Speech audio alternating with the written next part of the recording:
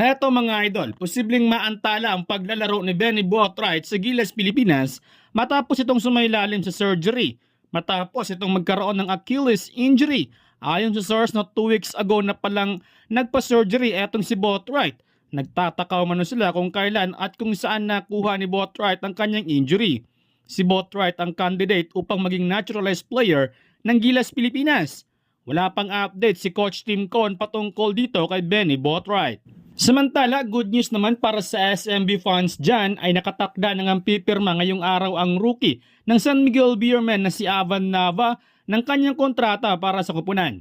Ito ay matapos mag-reach out ang kampo ni Nava para sa offer ng team. Si Nava ang 12 overall pick ng San Miguel Beermen. Matatandaan ay dinicline ng kampo ni Nava ang offer ng team sa kanya. Ayon sa team manager ng SMB na sumailalim pa sa malalim na negotiation ang bawat panig bago pumayag ang kampo ni Nava. Inamin umano ng kampo ni Nava na hindi umano sila komportable sa unang offer ng SMB. Mukhang lumiit yata ang salary cap ng SMB dahil sa dami ng kanilang star player. While sa Northport naman mga idol ay hanggang sa ngayon ay hindi pa rin pumirma ng kanyang kontrata sa kupunan ang kanilang 5th overall pick na si Dave Ildefonso. Ayon sa source na 50-50 pa man ang pumirma sa team ang anak ng PBA veteran.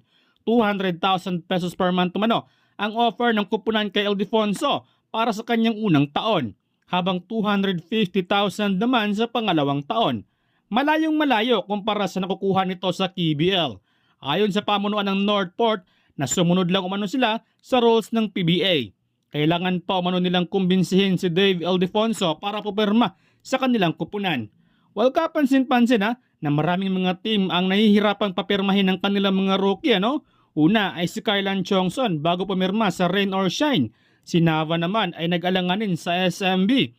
Ngayon si Ildefonso naman mukhang kailangan niyatang taasan ng PBA ang rookie contract.